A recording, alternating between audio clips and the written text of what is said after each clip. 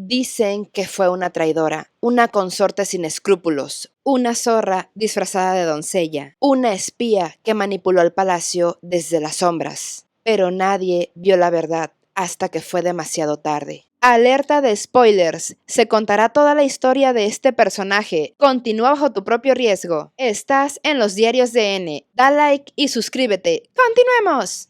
Esta es la historia de Lowland, la mujer que fue llamada zorra por engañar a un país para salvarlo. Aquí hay un detalle muy importante. En el folclore de esta historia, los zorros no solo engañan, también protegen. ¿Y si te dijera que la verdadera traición no vino de ella? ¿Y si todo lo que se dice sobre esta mujer era una mentira cuidadosamente construida por sus propios enemigos, pero orquestada por ella misma, todo para ser considerada una gran villana? Prepárense, bellezas ninfas celestiales y príncipes imperiales, porque hoy les voy a contar cómo una joven atrapada entre el poder, la manipulación y el dolor destruyó su propio clan desde adentro para salvar al imperio.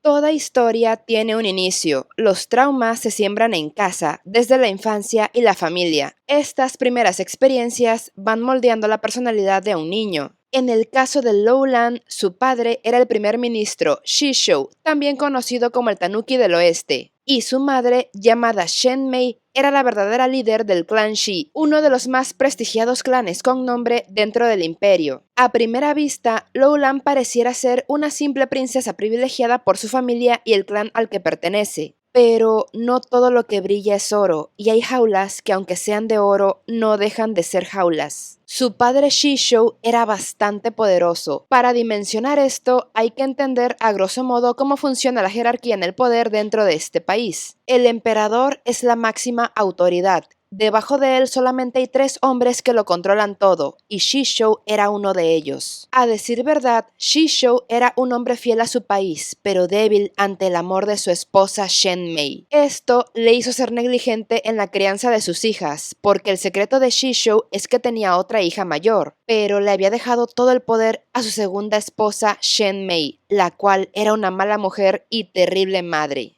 Shen Mei era una mujer narcisista, ególatra y estúpida. Sin saberlo, fue tomada como rehén político dentro del palacio interno, con la excusa de ser consorte imperial del antiguo emperador. En aquel entonces, casi nadie sabía que el antiguo gobernante era un pedófilo. Por esta razón, jamás visitó a Shen Mei, quien esperó por más de 20 años una visita de él, la cual nunca llegó, y jamás iba a llegar, ya que al ser una mujer adulta, ella simplemente no le gustaba. Debido a esto, la belleza de Shen Mei se empezó a marchitar con el paso de los años dentro de las paredes lujosas del palacio. Shen Mei, que era de un carácter orgulloso ante el desprecio del antiguo emperador y ver cómo éste prefirió a su criada personal, la cual era una niña, y que aparte el desgraciado gobernante dejó embarazada y tuvo una hija con ella, ocasionó que Shen Mei ardiera en celos, envidia y germinara un profundo resentimiento hacia el emperador y hacia toda la familia imperial. Cuando ella por fin fue liberada por su antiguo prometido Shishou, no soportó la idea de que en su ausencia él se hubiera casado con la hija no reconocida del antiguo emperador. Para colmo, en ese momento, Shishou y su primera esposa tuvieron una hija, legítima princesa y nieta del entonces gobernante, llamada Shisui. Una vez que Shen Mei se casó con Shishou y tuvieron a su hija Lowland, Shen Mei actuó con profundo desprecio hacia su esposo y a su primera hija y primera esposa. De hecho, a esta última la envió con San Pedro. En cuanto a su hijastra, la pequeña Shisui, Shen Mei le hacía vivir un infierno. Usaba cualquier excusa para torturarla y hasta le quitó el nombre para dárselo a su propia hija Lowland. Shen Mei, consumida por el despecho, solo tenía 2 objetivos: hacer sufrir a todos por considerarlos parte de su miseria y lograr que su hija Lowland fuera algún día la madre de la nación para tomar poder sobre la familia imperial. Una mujer resentida y narcisista que ahora quería usar a su hija para cumplir sus sueños frustrados. Pese a esto, Lowland no era como su madre. Ella sí apreciaba y amaba profundamente a su hermana mayor, quien pasó a llamarse Suirei. Lowland, siendo una pequeña niña, era muy observadora y perspicaz para darse cuenta de las atrocidades que ocurrían a su alrededor, muchas de las cuales eran cometidas por su madre y pasadas por alto por su padre. Desde temprana edad, Lowland fue criada como una marioneta. Sus sonrisas y gestos fueron dictados por el temperamento narcisista de su madre. Si su madre reía, ella reía. Si su madre se afligía, ella se afligía. Desde los 5 años, a Lowland le pintaban los labios. A los 10, polvos blanqueadores de maquillaje cubrían su rostro. Sus cejas eran arrancadas y reemplazadas por falsas, haciéndola sentir que vivía detrás de una máscara. Lowland llegó a pensar que si actuaba como una obediente muñeca, la crueldad de su madre se apaciguaría y quizá con el tiempo cambiaría. Su padre Shisho había sembrado esta idea en ella, ya que él, estúpidamente cegado de amor, le decía que su madre no siempre había sido así, que la comprendiera, porque había sufrido mucho cuando estuvo encerrada dentro del palacio interno. El problema es que, aun con el pasar de los años, no importaba cuánto se esforzara por complacer a su madre. Lowland percibía cómo el rostro de Shenmei se volvía cada vez más feo, una metáfora de su creciente crueldad. De este modo, Lowland, resignada, creyó que estaba destinada a ser una marioneta toda su vida. Sin embargo, el destino, como siempre, tenía otros planes. En esta época, toda hija de un clan prestigioso suele ser usada como peón político en beneficio de su familia. Lowland no iba a escapar a esta suerte. De esta manera, ella ingresó al palacio interno por presión de su padre Shisho. Primero, se dio el anuncio de que Aduo dejaría de ser consorte de alto rango debido a su edad y a que ya no tiene útero, razón por la cual no puede darle hijos al emperador, el cual es el trabajo principal de una consorte. Estos fueron los motivos públicos para que Aduo se fuera del palacio, pero lo que casi nadie sabía es que había una razón de mayor peso para esto. El primer ministro Shisho, un hombre sumamente importante en el país, había presionado con agresividad política para que su hija Lowland entrara al palacio interno como consorte imperial. Así, Lowland pasó a convertirse en la nueva Shu Fei, o consorte pura, puesto que estaba vacante tras la salida de Aduo del palacio. Este detalle no es algo menor, porque Aduo es la hermana de crianza y mejor amiga del emperador actual. No era cualquier mujer a la que estaban sacando. Pese a esto, Shisho, gracias a su fuerte influencia e importancia política, logró presionar para que Aduo se fuera a cambio de la entrada de su propia hija Lowland. La estrategia funcionó, porque el palacio interno no es solamente el harem imperial, también es una zona de guerra. Las hijas de los hombres más influyentes están ahí. Todas están luchando por llamar la atención del emperador y, con suerte, engendrar hijos que puedan suceder al trono. Es una lucha de poder, donde las hijas son usadas como herramientas políticas para consolidar alianzas entre clanes. Si alguna de ellas logra ganarse el afecto del emperador o engendrar un hijo, entran a la familia imperial y pueden reformar leyes a conveniencia de los clanes favorecidos e incluso derrocar a aquellos considerados un estorbo. Todo esto gracias a la elegancia de una mujer compartiendo cama con el líder de la nación. Fue en la época de invierno cuando Lowland entró al palacio interno de manera extravagante, llamativa y sin escatimar gastos o atención. Ella llegó para brillar, robar la mirada de todos y hacerse notar acompañada de un número bastante elevado de damas de compañía, incluso para una consorte de alto rango. La primera vez que Lowland se reunió formalmente con las otras altas consortes fue en la clase magistral que impartió Mao Mao, donde aprendieron las técnicas cochinopuercosas más efectivas para complacer al emperador y aumentar las ganas de engendrar hijos. Lowland llevaba el cabello negro recogido en lo alto de la cabeza. En lugar de una horquilla para el cabello, utilizaba la pluma de un pájaro del sur. Su vestido sugería que podría ser una princesa de las tierras del sur, pero su fisionomía era más bien la de una norteña. Sus damas de compañía tenían el mismo aspecto extravagante que ella, lo cual hacía que todas se parecieran muchísimo. Guarden este detalle, que cobra relevancia más adelante. Lowland no era tan seductora como Yokuyou, ni tan deslumbrante como Li Hua.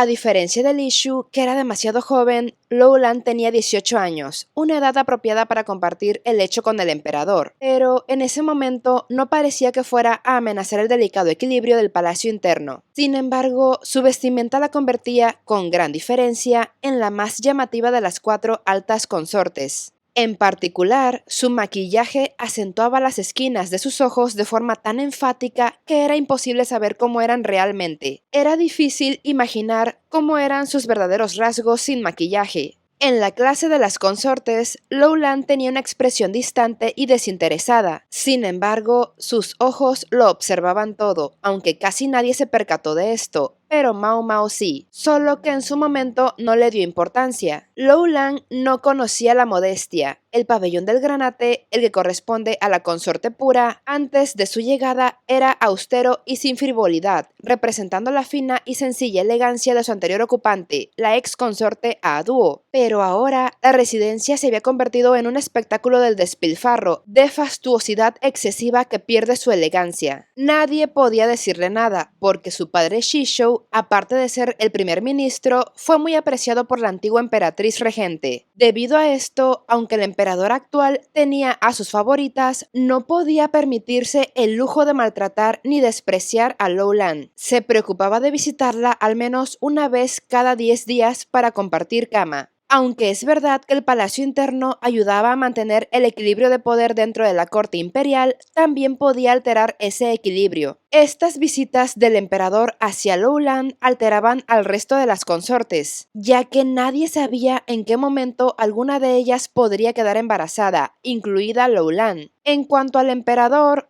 otra de las razones por las que no visitaba a Lowland tan seguido es porque cada vez que la veía parecía una mujer completamente diferente. Sus constantes cambios de vestimenta y maquillaje desconcertaban al emperador. Esto hacía que ella no terminara de gustarle tanto. Por ejemplo, cuando fue la clase especial para las consortes, Lowland se había engalanado con un accesorio de lo más inesperado, un extravagante adorno con las plumas de un pájaro de las tierras del sur. Pero, aunque a veces Lowland se vestía como sureña, otras veces vestía como norteña. Todas y cada una de las veces, su maquillaje y cabello cambiaban para complementar su atuendo. Todos estos cambios eran suficientes para que el emperador sintiera que estaba viendo a una persona diferente cada vez que la visitaba. En esas circunstancias, le resultaba difícil excitarse para intimar con ella por sus extravagancias. Por estos motivos, Lowland era la comidilla de los chismes entre las damas del palacio. Su ropa siempre ocasionaba que hablaran de ella. Prácticamente cada vez que aparecía llevaba un atuendo con una personalidad diferente. Un día podía llevar un vestido del oeste, al siguiente se vestía como un jinete de una de las tribus. Algunas personas se preguntaban si tenía demasiado dinero, otras decían que era una exagerada. Si seguía cambiando de atuendo a ese ritmo, muy pronto su pabellón estaría abarrotado de ropa. Lowland estaba a la vanguardia de la moda en el palacio trasero, pero se cambiaba de ropa con tanta frecuencia que ninguno de sus looks podía afianzarse como una auténtica tendencia. Su forma de actuar era lo correcto y lo incorrecto a la vez. Por un lado, el palacio interno era un mundo en el que se avanzaba destacando, pero por otro, como suele decirse, el clavo que sobresale tarde o temprano sería derribado.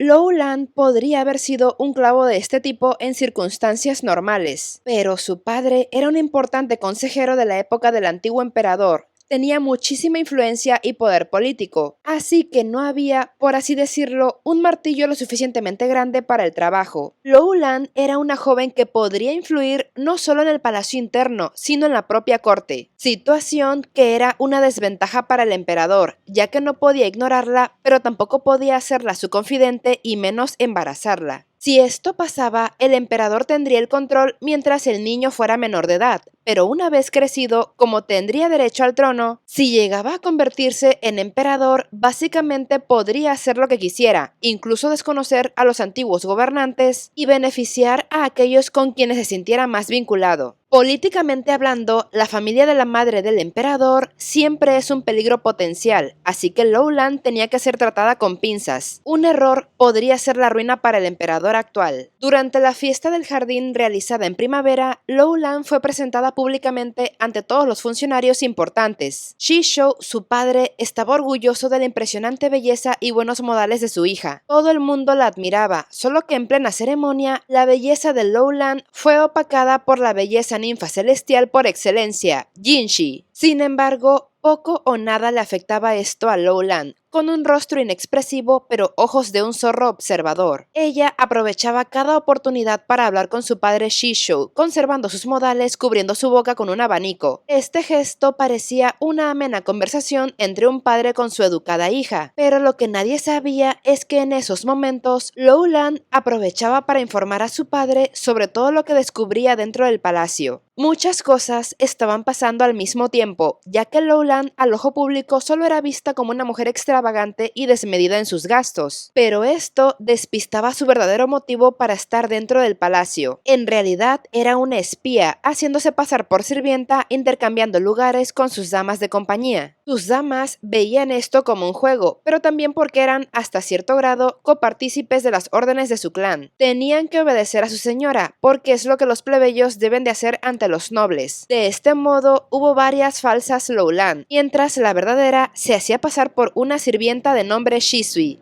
Antes de que Lowland llegara al palacio, hubo varios crímenes perpetuados por el clan Shi en confabulación con personas que odiaban a la familia imperial, concretamente con las mujeres de avanzada edad que conformaban la clínica del palacio interno, pero que de niñas fueron víctimas del antiguo emperador pedófilo. Estos crímenes primero parecían algo aislado. El primero fue el que puso de relieve el talento de Mao Mao, el envenenamiento de los bebés del emperador causado por los polvos de maquillaje tóxico. Hubo más crímenes como los atentados a las consortes embarazadas a través de la fabricación ilegal de abortivos, la explosión de un almacén, el robo de utensilios ceremoniales, la muerte de Kounen, el encargado de cuidar el almacén que explotó y que cuidaba los utensilios para rituales que después fueron robados. Estos utensilios fueron rehechos con un metal que se funde a un calor bajo, gracias a una técnica especial creada por un herrero que murió por radiación, pero la causa de muerte también era una fachada, ya que el clan Shi estaba detrás de esto. El objetivo final era atentar contra la vida de Jinshi mientras auspiciaba una ceremonia ritual. En aquel entonces, la principal sospechosa fue Suirei, una dama de la corte bastante callada pero muy inteligente. Incluso utilizaba un maquillaje marcado para disimular su belleza y logró engañar a todos fingiendo su muerte y escapando del palacio disfrazada de eunuco. Esto logró hacerlo gracias a la medicina de la resurrección. Posteriormente, regresó al palacio como eunuco sin que nadie lo sospechara, viéndose a escondidas con su hermana Lowland mientras esta última se disfrazaba de sirvienta. Aprovechaban los trabajos domésticos para tener encuentros e intercambiar información de todo lo que ocurría dentro del palacio interno. Investigaban a las personas que eran sus principales objetivos.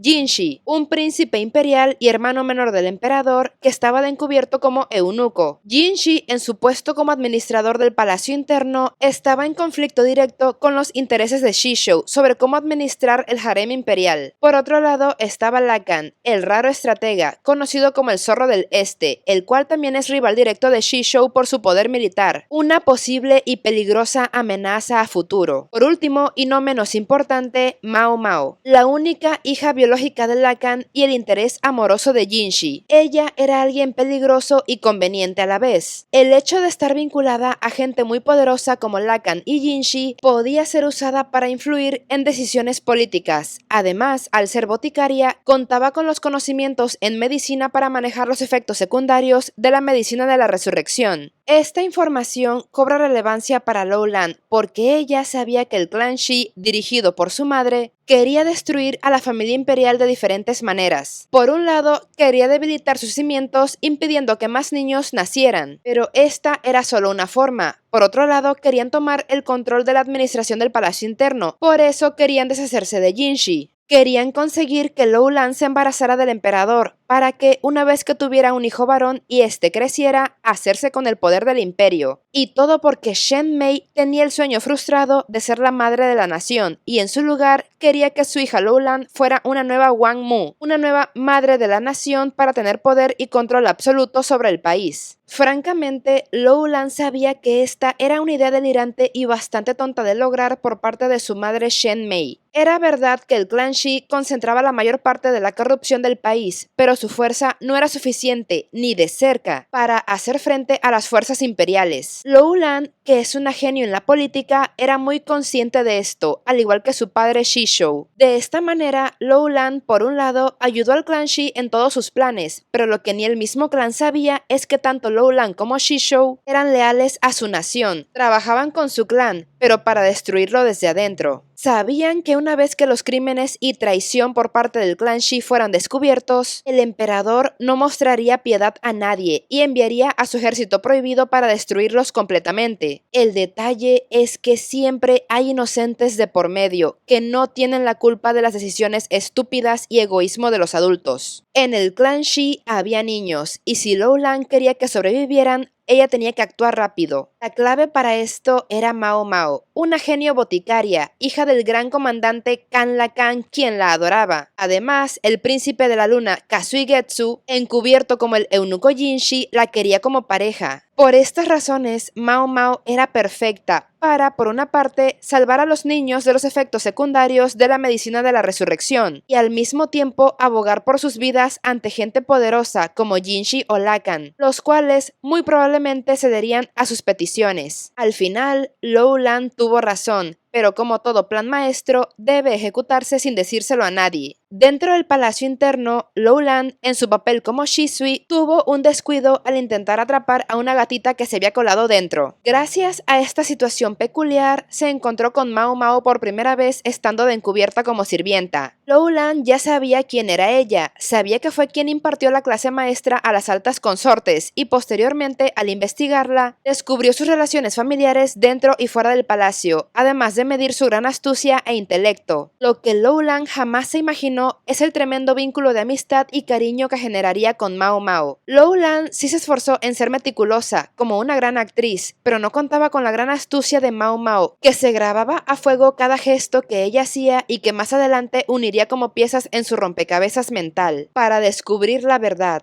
Lou Lan, en su personalidad como Shisui, se mostraba como una chica alegre, sencilla, sin maquillaje o pretensiones, amante de los insectos y algo infantil, pero para Mao Mao no pasaba desapercibido el cómo, a pesar de supuestamente ser una sirvienta de la clase más baja, sabía leer, escribir y dibujar. En ciertos momentos demostraba excelentes modales y una elocuencia al hablar, lo que revelaba su excelente educación de primera, como cuando narraba historias de terror o explicaba información detallada y profesional sobre insectos. También lo demostraba con su astucia para saber hacer negocios dentro del palacio interno, como aquella vez en la que incentivó el negocio de los masajes en la casa de baños para apoyar a su amiga Xiaolan a conseguir contactos de trabajo. Había momentos en que parecía saber cosas dentro del palacio que no cualquiera notaba, como un olor diferente en la zona norte, lo cual ayudó a Mao Mao a resolver el misterio de los hongos de cadáver, o como cuando habló de las polillas nocturnas, que ayudó a Mao Mao a resolver el misterio del hada de la luna, asunto en el cual Shisui le ayudó a recolectar las polillas e incluso a separar las hembras de los machos. Todos estos detalles llamaban la atención de Mao Mao, pero solo se quedaban ahí, en sospechas mentales. Sin embargo, eran pistas encubiertas de lo que vendría. La primera pista notable fue justamente cuando Shisui contó su historia de terror. Trataba de un monje que había descubierto una casa en el medio de la nada, donde vivía una pareja. Al pasar la noche ahí, descubrió que la mujer era un monstruo insectoide que se comía a su pareja. El monje sobrevivió gracias a que se aventó 1000 Padres Nuestros y 3000 Aves Marías toda la noche. En cuanto amaneció, se fue corriendo de ahí. Pero la clave de la historia no era el monje, sino la mujer insecto que devoraba a su esposo. La historia, en realidad, hacía referencia a un tipo de insecto que Shisui había atrapado dentro del palacio interno una vez. Esos insectos podían estar encerrados en una jaula, haciendo el sonido más hermoso, pero al llegar el otoño, los insectos se comían unos a otros. La hembra se comía al macho, era parte de su ciclo reproductivo. Mao Mao en ese momento no lo sabía, pero Shisui hablaba de sí misma. Si alguna vez llegaba a quedar embarazada, devoraría al padre del niño. En su caso, al ser consorte imperial como Lou Lan, devoraría al emperador para tomar el poder del imperio, o al menos eso quería su madre Shen Mei. Pero justamente por la misma razón, Lou Lan aborrecía la idea de ser madre, no quería ser igual que la suya y destruir todo a su paso.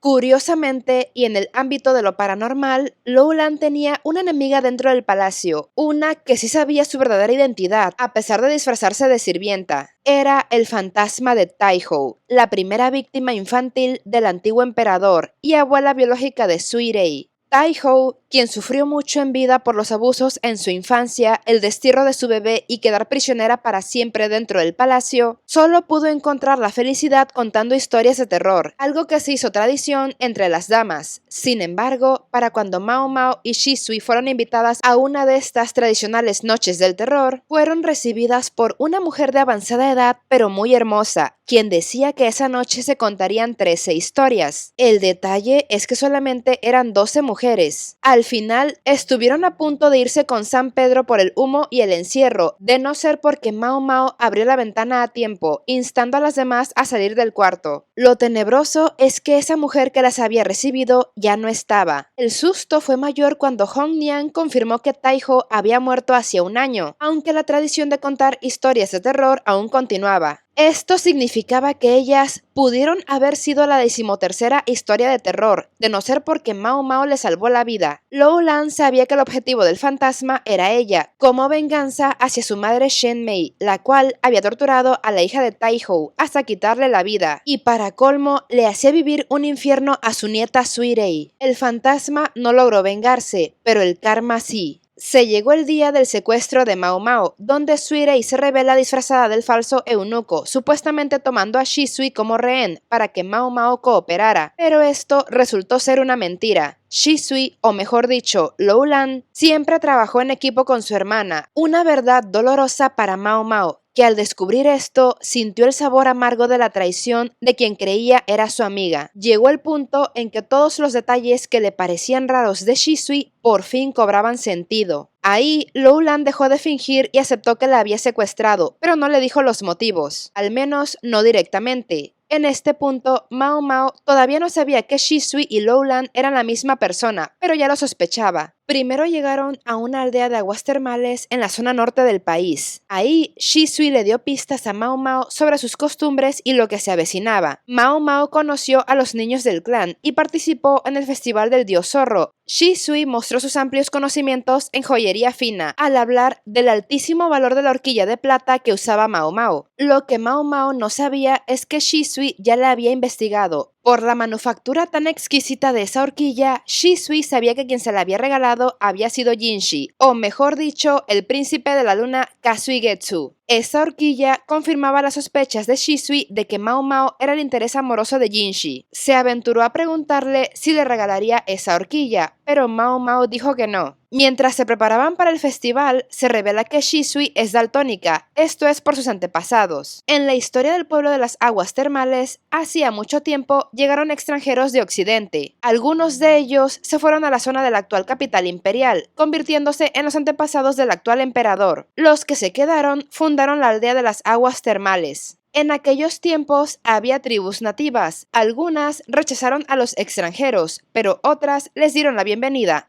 Reconocían que la gente de Occidente tenía conocimientos valiosos en la agricultura, sabían cómo hacer más productivos los campos y cómo exterminar las plagas. Con el pasar del tiempo se mezclaron entre ellos y tuvieron descendencia. Sin embargo, había pueblerinos que no los querían. Varias veces intentaron robarles sus campos de cultivo. Para protegerse, decidieron fundar ese pueblo de las aguas termales. En sus creencias, se veían a sí mismos como al dios zorro. Sin embargo, los zorros del lugar eran blancos, de ahí que las máscaras inicialmente sean blancas. Al teñirlas de rojo, simbolizaba los matrimonios mixtos entre los aldeanos y los extranjeros. Algo que los genes extranjeros les trajeron era el daltonismo. Por eso hay máscaras de color rojo y otras de color verde. Muchos hombres en ese pueblo no sabían distinguir los colores y pocas mujeres tampoco. Entre ellas, Shisui, que usaba una máscara pintada con color verde. Las máscaras de zorro son rojas, pero la máscara de Shisui va en colores verdes, dando la apariencia de un mapache. Esto es algo bastante simbólico, ya que muestra otra de las maestrías de Shisui como actriz. Mimetiza varios aspectos sin que nadie se dé cuenta, excepto Mao Mao. La clave es que el mapache o tanuki es el rival y contraparte del kitsune o zorro. Shisui, al ir con una máscara de tanuki, mientras el resto de personas parecían zorros, muestra cómo en realidad es una infiltrada dentro de su clan. Ella nació y pertenece al clan Shi, pero no comulga con ellos, al menos no con la ideología de su madre, la verdadera líder del clan. Los zorros del clan Shi sonreían sin saber que un tanuki más astuto estaba entre ellos. Lowland, en su historia de vida, no tiene otras referencias de cómo es la maternidad más allá de Shenmei. Durante la procesión al templo del dios zorro, Shisui consume plantas abortivas para eliminar toda posibilidad de un embarazo por parte del emperador. Ella mantuvo relaciones con él mientras fue consorte. Aunque ya no estaba dentro del palacio, tenía que asegurarse de que no estaba embarazada. Odiaba la idea de ser madre, y todo gracias al trauma que su propia madre había ocasionado. Nunca se confirma si Lowland estaba o no embarazada, ni si logró o no abortar, pero durante el festival dice una frase que cobraría relevancia en el futuro. Los insectos mueren en el invierno, lo único que sobrevive son sus crías. Lowland y su hermana Suirei planeaban mantener oculta a Mao Mao dentro de la aldea hasta que lo peor ocurriera, pero las cosas no siempre salen como uno las planea. Dicen que la curiosidad mató al gato, y en este caso, la tremenda curiosidad de Mao Mao la llevó a que Shenmei, la terrible madre de Lowland, descubriera su presencia. Esto era justo lo que Lowland y Suirei querían evitar, pero ya era tarde. Shenmei era una loca sádica, en busca de su siguiente víctima para someterla a sus torturas. Antes de que le hiciera algo a Mao Mao o al niño que la acompañaba, Lowland intervino. Le mintió a su madre sobre la verdadera edad de Mao Mao, diciéndole que tenía más de 30 años, pero que había logrado revertir el envejecimiento con sus medicinas experimentales, y por eso lucía bastante joven. Le propuso a su madre usar a Mao Mao como nueva boticaria para crear el elixir de la resurrección, una medicina que Shenmei ambicionaba para mantenerse joven y bella por siempre. El rostro de Lowland parecía inexpresivo, con una voz aparentemente carente de emoción, pero su lenguaje corporal mostraba cómo intentaba proteger a Mao Mao. Afortunadamente, Shenmei aceptó, no sin antes humillar a Mao Mao y ordenar que la llevaran a la fortaleza del clan Shi. Es en estos turbios momentos donde Mao Mao descubre que Shisui y Lowland son la misma persona, y que aparte Shenmei es su madre, sintiendo una vez más la amargura de sus mentiras y la incertidumbre calarle hondo. Esta situación cambió los planes de Lowland, ya que no quería llevar a Mao Mao a la fortaleza, pero lo que más temía era lo que su madre Shenmei podía hacerle a Mao Mao al tenerla tan cerca, y es que su madre solo quería cualquier excusa, la más mínima, para torturar a quien sea, y no tenía límites. Entre Lowland y Suirei lograron contener a Mao Mao en el laboratorio del antiguo boticario. Le dieron muchos libros y herramientas de estudio para distraerla de hacer alguna impertinencia que llamara demasiado la atención de Shenmei. Por un tiempo esto funcionó. Mao Mao se limitaba a estudiar libros de medicina y experimentar con ratas. Informaba diariamente a Shenmei sobre sus avances, los cuales no la complacían, pero por lo menos permitían que Mao Mao estuviera con vida y aprendiera nuevas cosas observando todo y a todos a su alrededor. Durante este tiempo, Lowland seguía actuando como la muñeca perfecta de su madre, la cual disfrutaba de vivir en los excesos, la inmoralidad y la decadencia. Shenmei, aparte de torturar gente, disfrutaba corromper a mujeres casadas, incitándolas a darle rienda suelta a sus deseos carnales con prostitutos. Shenmei, envuelta en el humo de sus vicios y su lujuria, se aseguraba de que su esposo Shishou la observara, para dejarle en claro su desprecio y el cómo estaba dispuesta a destruirlo todo a su paso.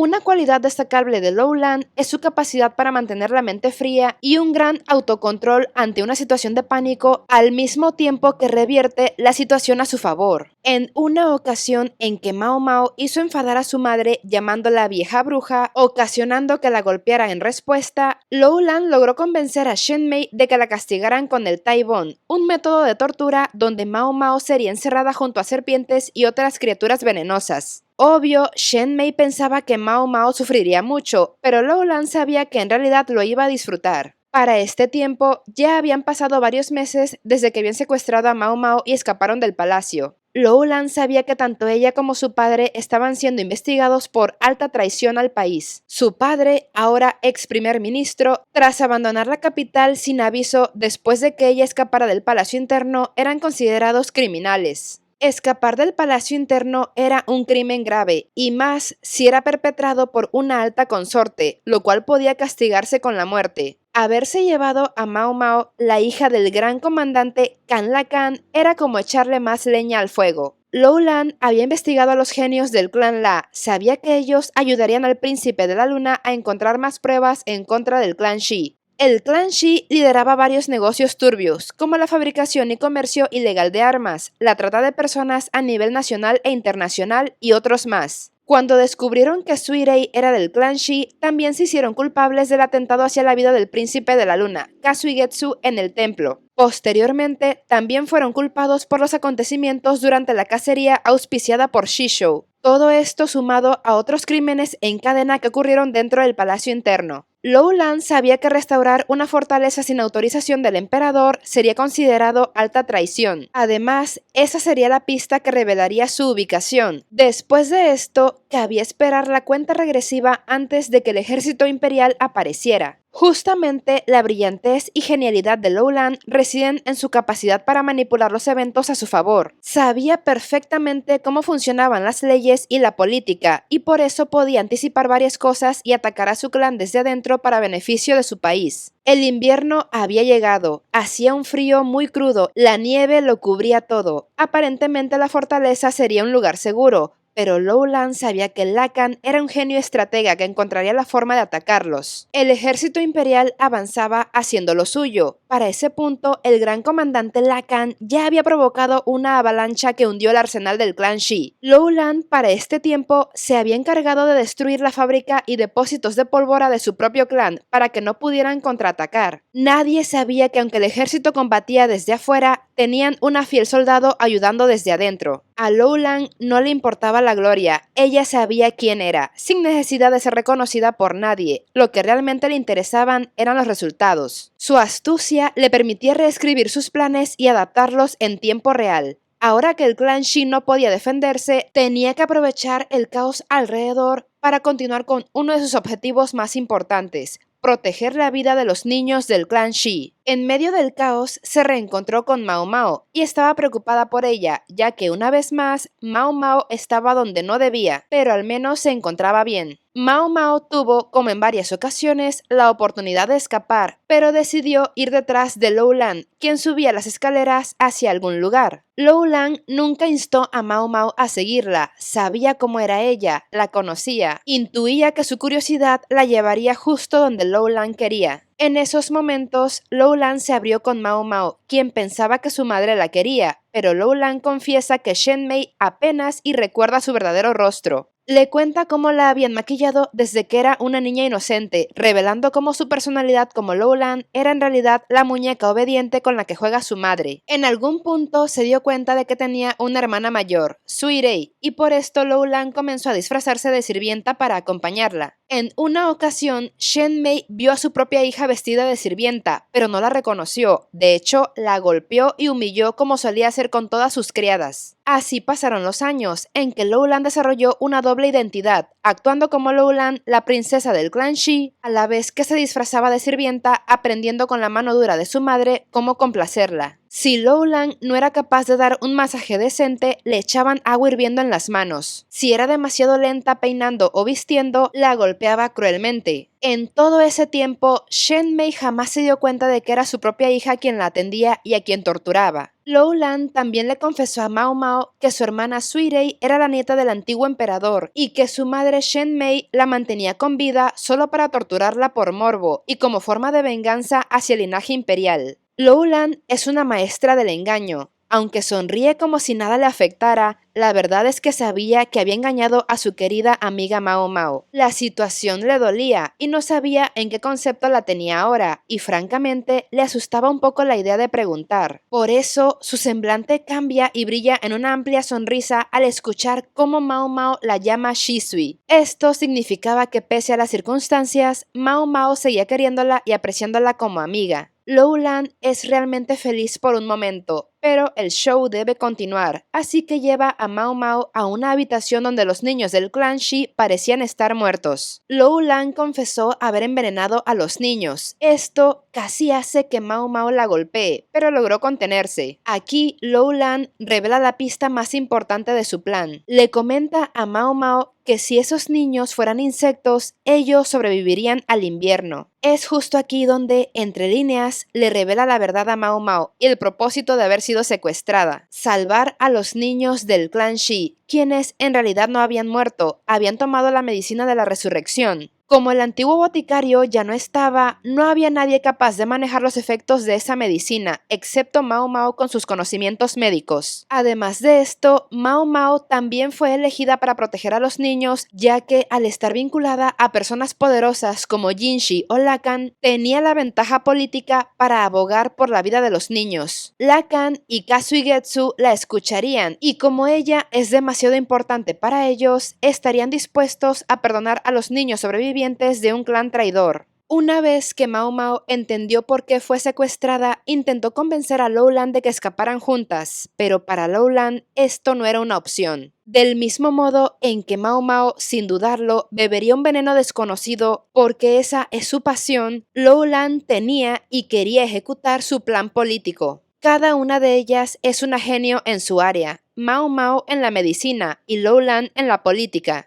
Lowland iba a llegar hasta el final, incluso si le costaba la vida. Ante tal acto, Mao Mao hace una oración por ella y le entrega su horquilla de plata, esperando que se la devuelva algún día. Esto en realidad es la promesa de que algún día volverán a encontrarse. Lowland, entre risas, le dice que la va a vender, lo cual Mao Mao acepta, porque sabe que esa horquilla tarde o temprano regresará a ella, y eso significaría que Shisui se encontraría bien, donde sea que esté. Esa horquilla de plata, al ser una pieza de manufactura muy fina y exclusiva, es fácilmente rastreable. No cualquier persona podría tener acceso a una joya así, quedando su registro. Si Lowland usaba esa horquilla o la empeñaba o vendía, tarde o temprano esa horquilla regresaría a Jinshi y por ende a Mao Mao. Cuando esto ocurra, Mao Mao tendría la certeza de que Lowland sigue con vida, pero de momento solo les queda despedirse. Así, Lowland le deja el cuidado de la vida de los niños a Mao Mao, mientras ella va a encararse con su destino. Se dirige al cuarto donde se encuentran sus padres. Desde afuera se escuchan los cañonazos del ejército imperial. Gritos, humo y caos imperan la fortaleza. Shishou y Shen Mei se sorprenden de ver a Lowland sucia, despeinada y por primera vez responderles con autoridad en lugar de obedecer ciegamente. Lowland llegó directamente a liberar a su hermana Suirei, quien estaba encerrada y atada en un closet como parte de las torturas rutinarias de Shen Mei. Lowland era rápida haciendo esto, de lo acostumbrada que estaba, mientras Suirei temblaba de miedo como siempre. Lowland confronta a su padre. El ejército vino a aniquilarlos a todos y le corresponde a él terminar su papel. Lo encara para que tome responsabilidad de sus acciones. Ella se encargaría de su madre. De todos modos, Shishou nunca fue un buen padre. De hecho, fue bastante negligente con sus hijas, ambas usadas como peones políticos. Con la mayor, Suirei, permitió que Shen Mei la tratara como basura, jamás le puso un alto y posteriormente la envió como asesina encubierta al palacio. A su hija menor, Lowland, aunque vivió con todos los lujos y privilegios de una princesa, realmente nunca descubrió el ser humano que era. Jamás supo que se disfrazaba de sirvienta, ni le importó que ella desarrollara doble personalidad o presionarla para volverse una consorte imperial y tener más poder político. La siempre callada Lowland alzó la voz y su padre escuchó. Entre sorpresa y admiración se retiró para cumplir con su deber. Shishou asumió frente al príncipe de la luna que eran unos traidores. Finalmente fue enviado con San Pedro a manos de la Guardia Imperial. Lo que en ese momento ni Jinshi ni Shen Mei sabían es que Shishou también era leal al imperio. Por eso concentró toda la corrupción dentro del clan Shi, sabiendo que tarde o temprano serían destruidos. Y ese día por fin había llegado. El cierre del telón quedaba en manos de su hija Lowland. Kasuigetsu fue a buscar a los demás traidores del clan Shi, sobre todo a Lowland. Encontró un pasadizo secreto en una habitación. Al entrar, Lowland lo estaba esperando con arma en mano. Hizo que él la siguiera al final del pasillo, llegando a un cuarto oculto donde estaban Shen Mei y Suirei, esta última siendo torturada otra vez. Lan, al llevar a Jinshi, le dice a su madre que lo había traído para hacer realidad su deseo, y es que Shen Mei lo odiaba tanto debido a su gran parecido con el antiguo emperador, el hombre al que Shen Mei había despreciado durante tantos años. Y bueno, también le daba coraje de que Jinshi fuera más hermoso que ella. Aquí, Lan por fin cuenta la verdad. Después de que Jinshi le contara que su padre Shisho murió riendo, algo que a él se le hacía bastante extraño y fácil, como si Shisho lo hubiera tenido planeado todo este tiempo y se entregara para quedar como el villano final, Lan confirmó que en efecto esa era la verdad. Resulta que Shisho, cegado por el amor a su prometida Shen Mei, en aquel entonces buscó el modo de rescatarla, pero al mismo tiempo de mantenerse fiel al imperio. En su juventud, Shen Mei fue tomada como rehén político en la época del antiguo emperador. Shisho hizo un trato con la antigua emperatriz regente de abolir la esclavitud. Para lograr esto, primero tenía que manipular al clan Shi, el que lideraba los negocios de la trata de personas dentro del país. Con el tiempo, Shisho se ganó la confianza del padre de Shen Mei, quien, al morir, le cedió el liderazgo del clan. Shisho le había prometido a la antigua emperatriz que iba a redimir al clan Shi, pero si no lograba que dejaran sus actos de corrupción, prometió destruirlo. Trabajó durante muchos años, pero incluso siendo el líder del clan, Shisho se dio cuenta de que la gente estaba tan podrida que era imposible cambiarla. Debido a esto, sabía que tarde o temprano serían destruidos, así que se infiltró en el palacio interno y le ofreció a Shen Mei escapar juntos, pero ella, estúpidamente cegada en su ambición de algún día ser la madre de la nación, dijo que no. Shisho sabía que los sueños de Shen Mei serían imposibles de cumplir porque el antiguo emperador era pedófilo, jamás se acostaría con ella. Pero el amor de Shisho era ciego y obstinado. Si Shen Mei no quería huir y tener una nueva vida con él, entonces él estaría con ella para hundirse juntos. Durante el encierro de Shen Mei, Shisho había protegido a la hija desterrada y no reconocida en aquel entonces del antiguo emperador, junto al médico que la acompañaba. Cuando la niña creció y se volvió una mujer en edad de casarse, el antiguo emperador, en un momento de remordimiento por no haberle dado a su hija una vida digna de una princesa, le pidió a Shisho que se casara con ella a cambio de cualquier favor. Fruto de ese matrimonio nació Shisui, quien ahora es conocida como Suirei. Para ese momento, de forma privada, el antiguo emperador había reconocido a su hija y a su nieta. Como prueba de esto, Suirei tenía una horquilla con la forma del ave fénix, lo que validaba su estatus como princesa imperial. Ella ni siquiera sabía de esto. De esta manera, Shisho consolidó la confianza que tenía con el antiguo emperador, pidiéndole que liberara a Shen Mei, cobrándose el favor. El antiguo emperador aceptó y así, después de 20 largos años de encierro, Shen Mei regresó al clan Shi. Para ese momento, ella ya era una mujer llena de resentimiento, odio y maldad. Despreciaba a la primera esposa e hija de Shisho, y una vez que Shen Mei y él se casaron y procrearon a Lan, Shen Mei comenzó a despreciarlo, dando rienda suelta a toda clase de conductas depravadas, tomando el liderazgo del clan Shi y rodeándose de gente aduladora y corrupta. Shisho no podía ni tenía el valor para frenarla. Las pocas personas que tenían algo de sentido común fueron despedidas por Shen Mei, quedando dentro del clan la gente más vil. Ante esto, Shisho, recordando la promesa que le hizo a la antigua emperatriz regente, permitió que durante años se concentrara la mayor parte de la corrupción del país dentro del clan Shi, para, cuando llegara el momento, fueran purgados. Por eso, Shisho al final se entregó en bandeja de plata, murió riendo, ya que logró engañarlos a todos, al clan Shi, a su esposa e incluso al país. Todo salió de acuerdo a su plan. Fue el héroe que hizo el trabajo sucio sacando la basura que contaminaba a la nación, y su hija estaba ahí para honrar esa verdad ante Kazu y Getsu. El cobarde Tanuki del oeste había engañado a todos los zorros, y Lan, su hija, seguía sus pasos. Shen Mei, al escuchar esto, se sentía traicionada. No soportaba que su hija la llamara estúpida, y menos enterarse de la verdad de esa manera. Shen Mei se abalanzó sobre ella golpeándola, le quitó el arma y le apuntó. Lan no estaba espantada, al contrario, se reía y burlaba de su estúpida madre. Shen Mei, furiosa, jaló el gatillo y el arma disparó con un tremendo ruido. La cara de Lan estaba manchada de sangre. Sin embargo, frente a ella, Shen Mei estaba absolutamente cubierta de ella. En su mano quedaban los restos del arma Feifa que había explotado. Lowland era una zorra astuta. Había traído un nuevo modelo de arma que aún no se había perfeccionado. Tenía fallas. Con esa arma había amenazado a Jinshi, sabiendo que si él le quitaba el arma, el herido sería él. Pero Jinshi no cayó en su juego y le ganó la curiosidad de saber qué quería Lowland. Ahora Shen Mei yacía tirada en el suelo con el rostro desfigurado por los fragmentos de metal que salieron volando cuando el arma explotó en su mano. Shen Mei ya no hablaba, ya no podía, se estaba desangrando y su mano temblaba. Su cara destrozada no reflejaba ni la sombra de la belleza que alguna vez tuvo. Lowland se le acercó para tirar el arma y sostener su mano temblorosa. A modo de pequeño reclamo, le dijo a su madre que ahora que su padre había muerto, pudo al menos soltar una sola lágrima por él, que siempre la amó y esperó toda la vida. Si Shen Mei hubiera hecho eso, Lowland no habría sido tan hiriente con ella.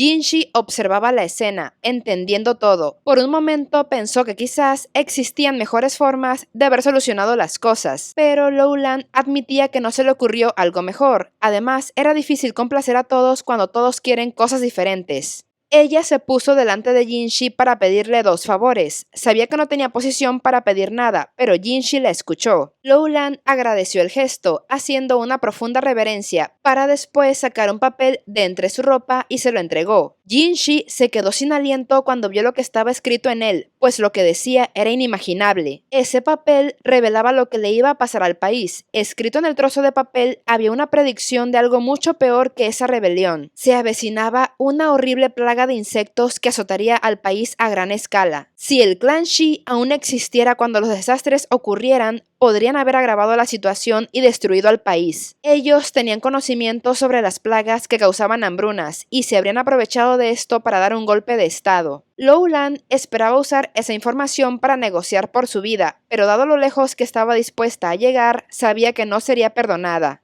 Acarició a su madre mientras su aliento se desvanecía rápidamente, al mismo tiempo que su cuerpo comenzaba a enfriarse. Le dijo a Jinshi que hay gente que antes ya había abandonado el clan Shi y otros que ya estaban muertos socialmente, como su hermana Suirei, pidiéndole de favor que los ignorara como si no existieran para que pudieran vivir. Jinshi prometió que los pasaría por alto. Ella quiso confirmar que él dejaría a los muertos seguir muertos. Una vez que obtuvo una clara confirmación, tomó las garras de las uñas de su madre y se las colocó. Se acercó a la mejilla de Jinshi y aunque él francamente pudo haberla esquivado, no lo hizo, permitiendo que Lowland rasgara su preciosa piel dejándole una herida profunda en el rostro. Jinshi había aceptado el gesto de Lowland, el cual era su segundo deseo. Esta acción selló el destino de Lowland. Lastimar a un miembro de la familia imperial era penado con la muerte. Sumado al resto de delitos cometidos, el imperio no la perdonaría. Lowland hizo esto por su madre Shen Mei. Era su modo de llevar a cabo una venganza simbólica en contra de la familia imperial. Esa herida en la mejilla de Jinshi dejaría cicatriz de por vida. Era como rasgar el recuerdo del antiguo emperador, el hombre que con su desprecio había atormentado a Shen Mei. Ya no había vuelta atrás. Lowland, sonriendo, abrió la puerta que conectaba al techo de la fortaleza y comenzó a danzar al ritmo de los copos de nieve que cubrían todo. El invierno calaba los huesos, pero el carisma de Lowland resaltaba. Sabía que esa noche era su último baile. Shen Mei ya estaba tiesa. Suirei lloraba desconsoladamente, sabiendo que era el fin de su hermana. Aparecieron el resto de soldados. Basen, al ver el rostro de su príncipe herido, desencadenado en frustración, culpa e ira, levantó el arma y disparó varias veces. Había herido a Lowland, pero ella seguía bailando. Su sensualidad mezclada con su sangre solo la hacían brillar más. Jinshi reconocía que no podía quitarle los ojos de encima. Era el clímax de su obra, su acto final. La despedida dramática de la villana que baila y se ríe de todos, quien logró salirse con la suya y que sabe que será recordada en la historia. Lowland reía incluso cuando una bala se incrustó en su pecho y ella cayó al vacío. Suirei corrió desesperadamente para tratar de alcanzarla, pero ya era tarde. El cuerpo de Lowland se había perdido entre la nieve. Los soldados buscaron desesperadamente su cuerpo, pero no lo encontraron. Decidieron esperar a que la tormenta de nieve se calmara un poco para seguir buscando, pero nunca tuvieron éxito. Lo que nadie sabía es que el guardia de la fortaleza, aquel que había liberado a Mao Mao y se había quedado más tiempo robando cosas, encontró entre los arbustos y la nieve el cuerpo de Lo Lan. Este guardia, de nombre Sazen, ya llevaba su botín. Cuando estaba a punto de escapar con su caballo, escuchó que algo caía de los altos muros de la fortaleza. Al acercarse, primero pensó que era un cadáver y luego vio que era su señora Lo Lan. Ella estaba enterrada entre la nieve, inconsciente. Tenía un agujero en el área del pecho de su vestido. Sazen pensó que ya estaba con San Pedro, pero cuando percibió su aliento, por un momento se paralizó del susto al no saber cómo reaccionar. Y, para ser sinceros, estaba bastante impresionado con la belleza de Lo Lan. Era demasiado hermosa, mucho más para estar al alcance de un campesino como él. Ella respiraba débilmente. El guardia escuchó a los soldados buscándola desesperadamente. Sus voces lo asustaron y entró en pánico. Si no se iba pronto, le cortarían la cabeza. No sabía qué hacer con Lo Lan. Si la dejaba ahí, sería descubierta. Incluso si no la encontraban, ella quedaría tiesa del frío y pase directo con San Pedro. Al final, se compadeció de ella y se la llevó con él. Se adentraron al bosque, llegando a una cabaña que era para cazadores. Había piel de animal que usó para cubrir a Lo Lan, la cual tenía el vestido mojado por la nieve y tenía fiebre. Sazen le quitó la ropa mojada. Su vestido tenía un agujero de arma de fuego en el pecho, y al ver su cuerpo desnudo, vio como entre sus senos una horquilla de plata había amortiguado el impacto de la bala. La horquilla de plata de Mao Mao había salvado su vida.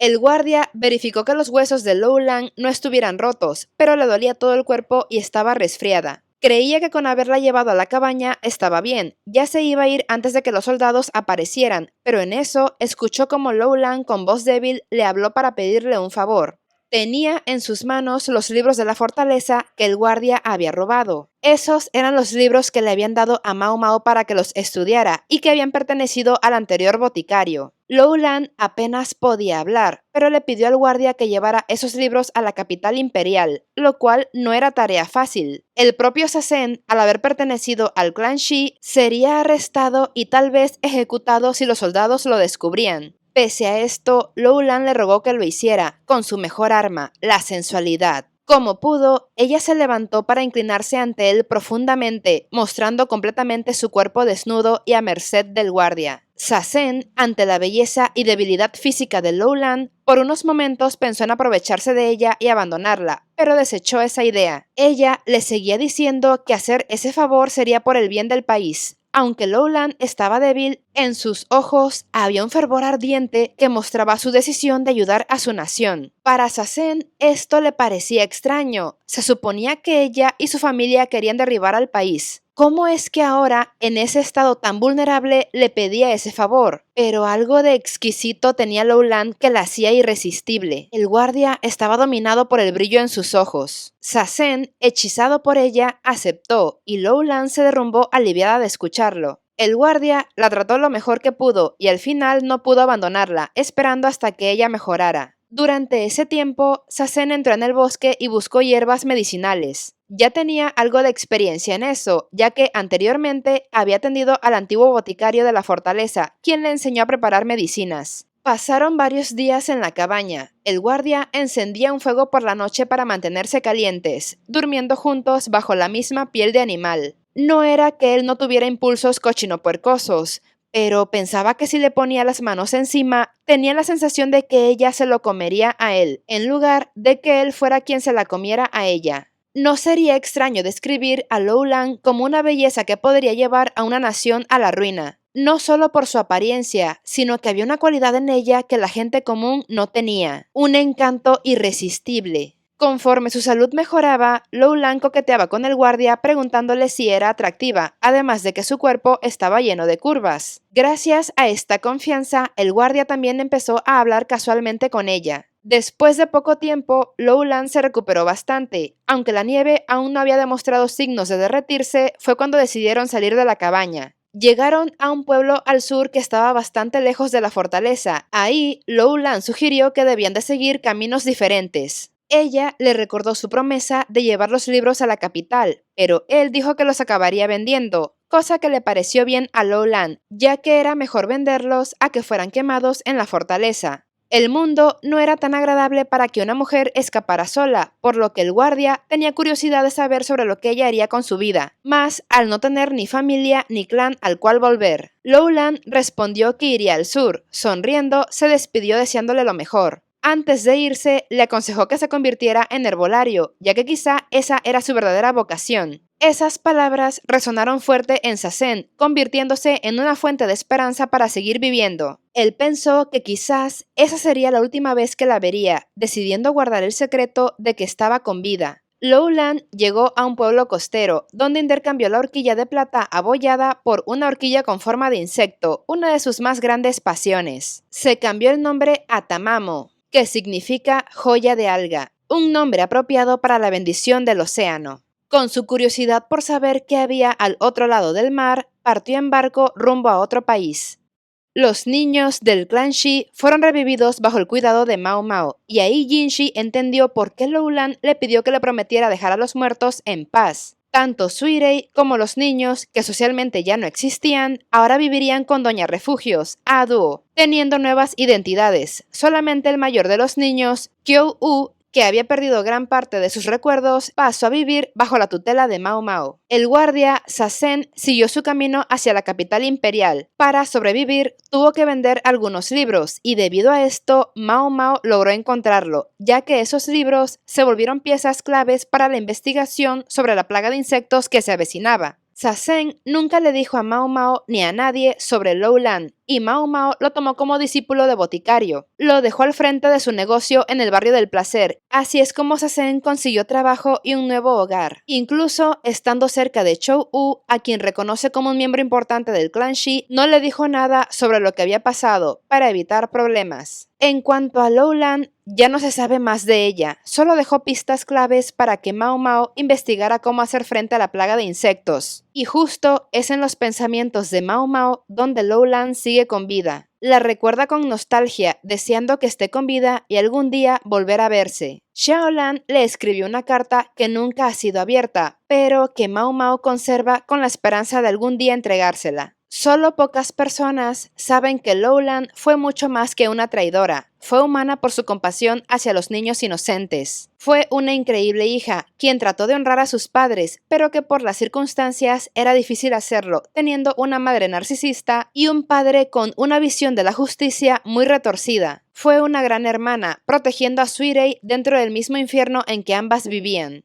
Fue amiga y enemiga a la vez. Sus vínculos calaron hondo, sobre todo con Mao Mao, quien fue su rival y mejor aliada. Y también vive en el corazón de Xiaolan, quien la recuerda con mucho cariño, aunque está ajena a su verdadera historia. A Xiaolan solo le dijeron que había sido despedida del palacio interno. Pocos saben que Lowland fue una mujer valiente, contra todo pronóstico, luchó contra la locura de su madre y la ambición de su padre. Lowland defendió, engañó y protegió a su país. Se vistió de villana para ser la heroína, un acto de sacrificio que la llevó a la caída y al mismo tiempo a la gloria. Su valor no fue el de un soldado en el campo de batalla, sino el de una estratega que luchó con su mente, con su ingenio, con su sensualidad y su belleza. Lowland ahora es parte de la historia del país de Li, pero la historia, como un espejo roto, solo refleja una parte de la verdad, la que es conveniente al vencedor. Es mencionada como una villana que, en su sed de venganza, arruinó el rostro más bello del imperio, el de Jinshi. Una ofensa considerada tan grave que opacó incluso los crímenes de su clan, el caos que su padre, Shishou, sembró y la profunda corrupción que ella misma buscó erradicar.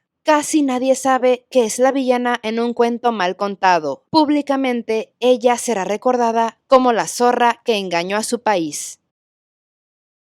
Si el video les gustó, denle like y compártanlo, así como la invitación a suscribirse a este canal y a seguirme en mis otras redes sociales. En las listas de reproducción hay muchos videos interesantes que les pueden gustar. Y bueno, bellezas ninfas celestiales y príncipes imperiales, nos vemos en otro video. Sayonara.